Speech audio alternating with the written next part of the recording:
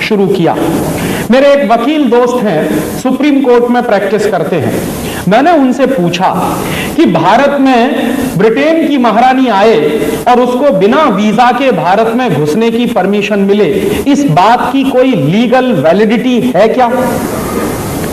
तो उस वकील ने मुझे कहा कि हाँ राजीव भाई, इस बात की पूरी लीगल वैलिडिटी है कि ब्रिटेन की रानी को भारत में आने के लिए वीजा लेने की जरूरत नहीं है। तो मैंने उन वकील से कहा कि यह सिर्फ एक स्थिति में होता है, ऐसी लीगल वैलिडिटी एक ही स्थिति में होती है, और वो स्थिति क्या होती है कि मान लीजिए आप जब हिंदुस्तान से अमेरिका जाएं या इंग्लैंड जाएं या फ्रांस जाएं या किसी भी देश में जाएं और वापस अपने देश में लौटें, तो आपको वीजा नहीं पूछा जाएगा, आपका पासपोर्ट भी चेक नहीं किया। क्यों?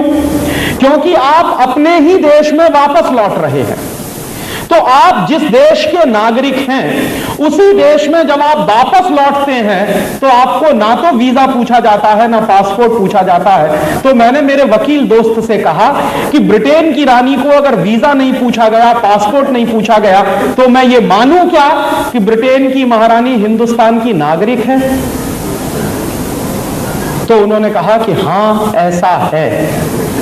तो मेरे तो होश उड़ गए। मैंने कहा आप क्या कह रहे हैं? उन्होंने कहा मैं बिल्कुल ठीक कह रहा हूं। तो मैंने कहा कि अगर ब्रिटेन की महारानी हिंदुस्तान की नागरिक है और इस बात की लीगल वैलिडिटी है, तो हमारी आजादी का मतलब क्या है? हम अभी तक जितने लोगों के विचारों को सुने, उसमें संविधान की समस्याओं की जड़ पर किसी की उंगली अभी तक नहीं गई। हम संविधान की समस्या की जड़ को थोड़ा सा कुरेदेंगे, क्योंकि समस्या संविधान में नहीं है। संविधान जहां से निकल के आया है, समस्या वहां पे। सबसे पहले यह देखिए कि संविधान बना किन परिस्थितियों में। द्वितीय विश्व युद्ध हो चुका था, ब्रिटेन पूरी तरह तबाह हो चुका था। नेताजी सुभाष चंद्र बोस ने आजाद हिंद सरकार का गठन कर लिया था, सेना का नहीं, आजाद हिंद सरकार का गठन कर लिया था, और उस सरकार को विश्व के 11 देशों ने मान्यता दे दी थी। आजाद हिंद सरकार ने एक अपना बैंक स्थापित कर दिया था, जिसने आजाद हिंद सरकार की मुद्राएं प्रकाशित करना शुरू कर दी थी। 40,000 लोगों को उन्होंने अपनी आजाद हिंद फौज में भर्ती कर लिया था, और मोइरांग से इंफाल तक उन्होंने अपना कब्जा कर लिया था। यह परिस्थिति थी हमारे देश की। बंगाल का हर इंसान नेताजी सुभाष चंद्र बोस के स्वागत के लिए अपने दरवाजे पर हथियार लेके खड़ा था कि नेताजी की फौज आ जाए और मैं उसके साथ हिंदुस्तान के अंदर से अंग्रेजों को भगाने के लिए निकल पड़ूंगा। यह परिस्थिति थी हमारे देश की। हमारे देश के अंदर फरवरी 1946 में नौसेना ने विद्रोह कर दिया था। अंग्रेज परस्ती से इंकार कर दिया था नौसेना ने। अप्रैल 1946 में ब्रिटिश इंडिया की पुलिस ने हड़ताल कर दी थी। जुलाई में डाक विभाग ने हड़ताल कर दी। जिस डाक विभाग के बड़े बड़े चर्चा अभी करके गए हैं, उस डाक विभाग ने अंग्रेजी की दासिता से इंकार कर दिया था। उसने कहा था मैं नहीं मारता ब्रिटिश गवर्नमेंट की सरकार को। रेल ने अगस्त 1946 में हड़ताल का नोटिस दे दिया था ब्रिटिश गवर्नमेंट को। 1964 में जब एटली, जो उस समय ब्रिटेन के प्रधानमंत्री थे, वो जब भारत आए और बंगाल के गवर्नर के राज्यपाल भवन में रुके, तो उन्होंने कहा कि हिंदुस्तान को आजाद करना हमारी मजबूरी थी। इसके साथ बहुत लोग मेरे इस विचार से असहमत होंगे, लेकिन मैं फिर भी इस बात को कहता हूं कि भारत की आजादी का श्रेय किसी भी भारतीय नेता को नहीं जाता। भारत की आजादी का श्रेय एडोल्फ हिटलर को जाता है। अगर एडोल्फ हिटलर ने द्वितीय विश्व युद्ध में ब्रिटेन की अर्थव्यवस्था को ध्वस्त न कर दिया होता तो आज भी ब्रिटेन की सरकार हमारे ऊपर शासन कर रही होती। एडोल्फ हिटलर ने अगर जापान को निर्देशित करके नेताजी सुभाष चंद्र बोस को आजाद हिंद सरकार बनाने के लिए बाध्य न कर दिया होता तो आज भी भारत के ऊपर ब्रिटिश का शासन होता। ये विश्व स्तरीय परिस्थितियां थी जिन परिस्थितियों में हमारा संविधान निकल के आया। कैबिनेट मिशन भेजा गया, उसने यहां पर आकर विभिन्न नेताओं से चर्चा की, बातचीत की और जाकर रिपोर्ट सबमिट की उसने बाकायदे कि भारत के अंदर एक नेहरू ही एक ऐसा नेता है जो कमजोर व्यक्तित्व का है और उसको किसी भी महिला के माध्यम से पटाया जा सकता है। रिपोर्ट सबमिट की, ब्लैक एंड व्हाइट में, वहां के पार्लियामेंट्री डिबेट में। और बस इन नेहरू को पटाने के लिए माउंटबेटन को इस्तेमाल किया गया।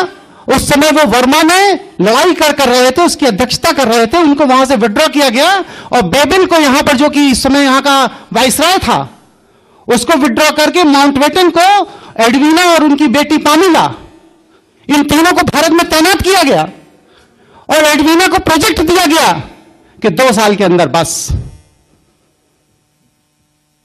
हिंदुस्तान की तबाही का 2 साल के लिए तुम्हें मौका दिया जाता है। हम लोग बड़े गर्व से कहते हैं कि भारत का संविधान अंबेडकर जी ने बनाया। गलत है सूचना। भारत के संविधान निर्माण के लिए 6 कमेटियों का गठन किया गया था और भारत का संविधान जो निर्मित होकर के आया, जो बाहर निकल के आया, वो भीमराव अंबेडकर की देन नहीं थी, जवाहरलाल नेहरू की देन थी। जवाहरलाल नेहरू ने जो कार्यकारिणी समिति का गठन किया, उस कार्यकारिणी समिति में उनके साथ में कौन कौन था? आसफ अली, के एम मुंशी, के टी शाह, के शांताराम, हुमायूं कबीर, डी आर गाडगिल। इन 7 लोगों ने मिलकर के भारत के संविधान के प्रारूप को रचा था। डिबेट हो जाने के बाद अंबेडकर को दिया गया कि अब इसका फाइनल शेप आप बनाओगे। और जवाहरलाल नेहरू को अपनी योग्यता पर विश्वास नहीं था। वो इस संविधान का प्रारूप एक ब्रिटिश विद्वान सर इवोर जेनिंग के माध्यम से तैयार कराना चाहते थे, लेकिन गांधी के विरोध पर उन्होंने इस संविधान को अपनी इस कमेटी के माध्यम से गठित किया और मिस्टर बी एन राव ने 27 अक्टूबर 1947 को भारत के संविधान का प्रारंभिक प्रारूप रखा, जिसके अंदर 443 अनुच्छेद थे और 13 अनुसूचियां थी। बात को इसी पर डिबेट हुई। हमारे यहां से कहा गया है साहब भारत के संविधान में विश्व के बड़े बड़े देशों से बड़ी बड़ी चीजें ले ली गई। हमने सूचीबद्ध किया। संवैधानिक आपका पार्लियामेंट्री सिस्टम जो है वो ब्रिटेन से लिया गया, जिसके हम गुलाम थे। मौलिक अधिकार, संविधान की सर्वोच्चता, संघवाद में उपराष्ट्रपति, वित्तीय आपदा, ये सब हमने अमेरिका के संविधान से लिया। अमेरिका का संविधान क्या है? ब्रिटिशर्स जिन्होंने जाकर के वहां से इनको फ्रांसीसी स्पेनिश को भगा दिया था और यूरोपियों ने जाकर के वहां कब्जा कर लिया था। यह ब्रिटेन का ही तो उपनिवेश था अमेरिका। ब्रिटिश मानसिकता के लोगों ने ही तो स्पेनिश को अमेरिका से भगा करके वहां पर कब्जा कर लिया। अमेरिका का वास्तविक मूल निवासी जो रेड इंडियन था वो आज अमेरिका में नहीं है। तीसरा, कनाडा ब्रिटिश उपनिवेश। चौथा, आयरलैंड ब्रिटिश उपनिवेश। ऑस्ट्रेलिया ब्रिटिश उपनिवेश। पश्चिम जर्मन ब्रिटिश उपनिवेश। हमने कब बाहर से ले लिया? हमने सब कुछ वहीं से लिया जैसा ब्रिटिश की सरकार चाहती थी। रही भारत के संविधान के अंदर की बात, तो मैं ये पूछता हूं संविधान की दुहाई देने वालों से कि भारत के संविधान में भारत को राष्ट्र कहकर के कहां संबोधित किया गया है, वो हमें आर्टिकल बताने का कृपा करें। 395 अनुच्छेद जो बढ़ के अब 444 अनुच्छेद हो गए। लेकिन इन 444 अनुच्छेदों में भी भारत को अभी भी राज्य का स्तर दिया गया। नहीं देने वाले अभी पहले यही तय करें कि भारत के संविधान में भारत को राष्ट्र कह के क्यों नहीं संबोधित किया गया। इसका सीधा साधा जवाब जो मैं समझता हूं कि आज भी भारत ब्रिटिश कॉमनवेल्थ के दायरे में ब्रिटिश का उपनिवेश है। इसीलिए आज हम जापान में एम्बेसडर पोस्ट करते हैं, चाइना में एम्बेसडर पोस्ट करते हैं, रशिया में एम्बेसडर पोस्ट करते हैं, लेकिन ब्रिटेन में हाई कमिश्नर पोस्ट करते हैं। हम श्रीलंका में हाई कमिश्नर पोस्ट करते हैं। पाकिस्तान में जितनी कॉमनवेल्थ कंट्रीज हैं उनमें हिंदुस्तान का उच्चायुक्त पोस्ट किया जाता है, एम्बेसडर राजदूत नहीं पोस्ट किया जाता, क्योंकि हम ब्रिटिश के उपनिवेश हैं still today. General clauses act का सेक्शन 3 सब क्लॉज 6 देखिए, उसमें साफ साफ लिखा है भारत के अंदर जहां भी केंद्रीय सरकार के कानून लागू होंगे वो सब ब्रिटिश उपनिवेश के अंतर्गत माना जाएगा। साफ साफ लिखा है। स्टिल टुडे आज की जो आपकी नागरिकता अधिनियम है उसमें देखिए सेक्शन 10 सेक्शन 11, आप तो महारथी हैं पांडे जी इसके, उसमें साफ साफ लिखा है कि कॉमनवेल्थ कंट्री का कोई भी नागरिक उस नागरिकता के आधार पर भारत का अंदर कॉमनवेल्थ कंट्री की नागरिकता रखता है। आज तक हमारे भारत के संविधान में नागरिक शब्द को ही डिफाइन नहीं किया गया।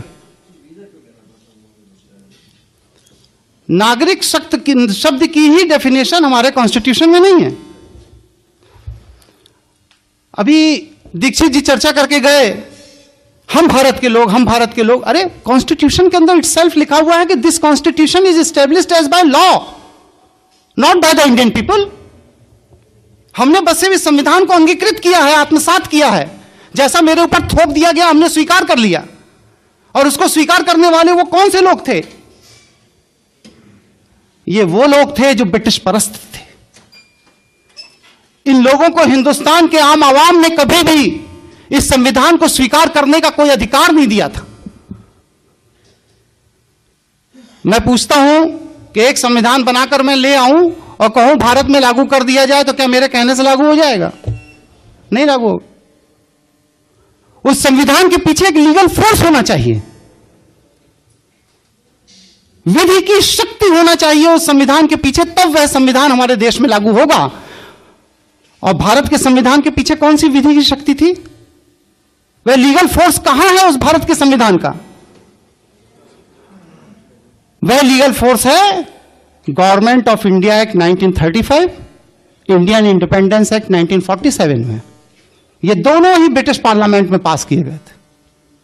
भारत के संविधान के पास जो आज विधिक शक्ति है, वो विधिक शक्ति भारत के संविधान की देन नहीं है, भारत के लोगों की देन नहीं है, भारत की जनता की देन नहीं है, बल्कि इंडियन इंडिपेंडेंस एक्ट 1947, भारतीय स्वतंत्रता अधिनियम 1947 के तहत ब्रिटिश पार्लियामेंट द्वारा दी गई विधिक शक्ति है, जिस विधिक शक्ति के तहत आज ये सत्ता में बैठे हुए लोग हमारे ऊपर शासन करते हैं। हमारे यहां मंत्रियों का कोई क्वालिफिकेशन नहीं है, संसद के सदस्य होने की फिर भी है कि भारत का नागरिक होना चाहिए, दिवालिया नहीं होना चाहिए, पागल नहीं होना चाहिए, उसके अंदर एक योग्यता होनी चाहिए। कुछ तो है, लेकिन मंत्री होने की कोई योग्यता हमारे संविधान के अंदर नहीं है। हम बहुत बेसिक प्रश्न एक खड़ा करते हैं, अगर हम इंडिपेंडेंट हैं, स्वतंत्र हैं, तो भारतीय संविधान के अनुच्छेद 333 के तहत आज भी हमारे लोकसभा के अंदर 2 अंग्रेजों को रखने की बाध्यता क्यों है? कॉन्स्टिट्यूशनल प्रोविजन है। 2 अंग्रेज सांसद राष्ट्रपति नामित करेगा, रखेगा, उसके बिना पार्लियामेंट नहीं चलेगी। आज भी भारतीय संविधान के अनुसूची 8 में जो 22 भाषाओं का वर्णन है उसमें अंग्रेजी कहीं नहीं है, उसमें अंग्रेजी कहीं नहीं है। भारतीय संविधान की अनुसूची 8 में जो 22 भाषाएं दी गई हैं, भारतीय भाषाएं, उनमें अंग्रेजी कहीं नहीं है। लेकिन फिर भी हमारे पार्लियामेंट, हमारी विधानसभाएं और हमारी हाई कोर्ट और सुप्रीम कोर्ट अपनी सारी प्रोसीडिंग का रिकॉर्ड इंग्लिश भाषा में रखने के लिए बाध्य। उसकी मजबूरी है, क्योंकि वह ब्रिटेन की राष्ट्रीय भाषा है। आप उसके उपनिवेश हो, आपको रखना पड़ेगा। बहुत से ऐसी चीजें हैं, करीब 160 क्वेश्चंस हैं मेरे इस संविधान को लेकर के। अब समय का अभाव है। वत्स जी की मुस्कुराहट, हाँ, वत्स जी की मुस्कुराहट देख के लग रहा है, हाँ, ये मैं सर्कुलेट कर दूंगा, लेकिन बस 1-2-3 पॉइंट अपनी बात कह करके मैं मामले को खत्म करता हूं। मैं ये संविधान विशेषज्ञों के सामने ये जानना चाहता हूं कि हमारा देश संविधान से चलता है या संवैधानिक विधि से चलता है। ये चीज क्लियर होनी चाहिए, क्योंकि संविधान के अंदर बहुत सी ऐसी चीजें नहीं हैं जो हमारे देश की सरकार को चला रही है। जैसे मंत्री का त्याग पत्र। संविधानविदों से मैं ये जानना चाहता हूं कि भारतीय संविधान के किस अनुच्छेद में मंत्री को त्याग पत्र देने का अधिकार है।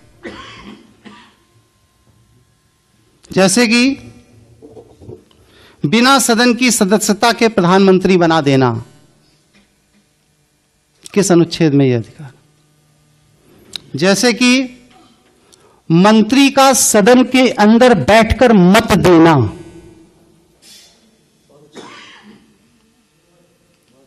लेजिस्लेचर अलग है, एग्जीक्यूटिव अलग है। इसकी खिचड़ी कैसे बना दी जाती है। कॉन्स्टिट्यूशन में कहां प्रोविजन है कि मंत्री सदन के अंदर बैठ करके सांसदों के साथ मत देगा और बिल पास कर देगा। जैसे कि न्यायमूर्ति और न्यायाधिपतियों की नियुक्तियों में लॉ मिनिस्टर का हस्तक्षेप। जब जुडिशरी इंडिपेंडेंट है, राष्ट्रपति और सीजीआई मिलकर के न्यायाधीशों की नियुक्ति कर रहे हैं, कॉन्स्टिट्यूशन में क्लियर कट प्रोविजन है, तो प्राइम मिनिस्टर हाउस और लॉ मिनिस्टर हाउस फाइल जाने और उनकी अप्रूवल की क्या जरूरत पड़ती है। इसका मतलब है कि आप कार्यपालिका के अधीन न्यायपालिका को रखना चाहते हैं। उप प्रधानमंत्री 2 बार हुए हमारे यहां। कॉन्स्टिट्यूशन में कहां व्यवस्था है भाई कि उप प्रधानमंत्री का पद होगा और उसके लिए भी आदमी रखा जा सकता है। राजनीतिक दलों के गठन की व्यवस्था हमारे संविधान में कहां है। जो कांग्रेस बन गई, बीजेपी बन गई, बसपा बन गई, सपा बन गई, ये बन गई, वो बन गई, किस आर्टिकल के तहत। हमारे कॉन्स्टिट्यूशन के निर्माताओं ने, निर्माण करने वालों ने तो राजनीतिक दलों के गठन की कभी कोई बात ही नहीं सोची थी। और उससे बड़ी बात क्या, नेता विरोधी दल संविधान में कहां है भाई। नेता विरोधी दल, अल्पमत पे सरकार को गिरा देना, कॉन्स्टिट्यूशन में कहां प्रोविजन है कि अल्पमत बहुमत वाली सरकार बनाएगा और उसके लिए इलेक्शंस होंगे और फिर इसके बाद अलग अल्पमत हो जाता है तो एक वोट के अभाव में टिकट सरकार गिरा दी जाएगी। कॉन्स्टिट्यूशन में कहां प्रोविजंस हैं ये सब। जैसे कि शून्यकालीन सत्र को चलाना, शून्यकालीन सत्र का प्रोविजन हमारे कॉन्स्टिट्यूशन में कहां, मुझे तो नहीं मिला।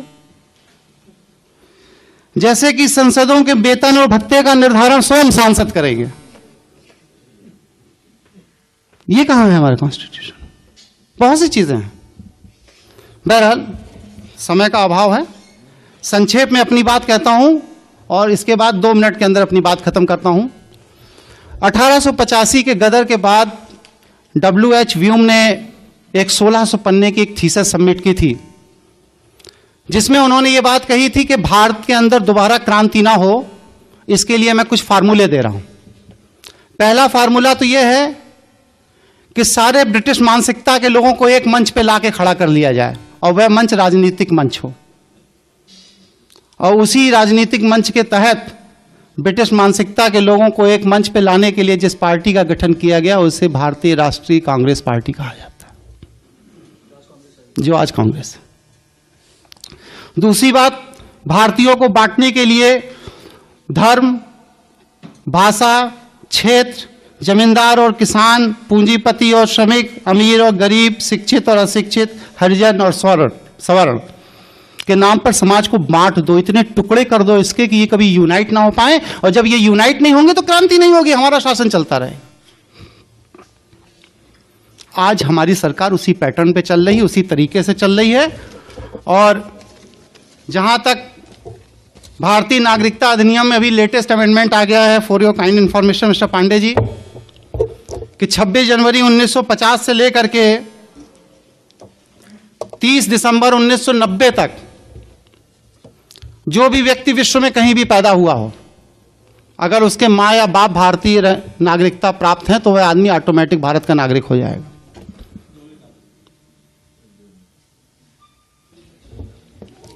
तो ये जो सुनियोजित षड्यंत्र जो हमारे देश को दोबारा कब्जा करने का हो रहा है, इसके लिए हम बुद्धिजीवियों की आपस में चर्चा की जरूरत है। समय का अभाव है, लेकिन मैं एक अनुरोध करूंगा और इसके बाद अपनी बात खत्म करूंगा कि अगली बार 2 दिन का आप सत्र चलाइए और हर व्यक्ति को पूरी बात कहने का मौका दिया जाए। इसके बाद बात समाप्त करता हूं। धन्यवाद।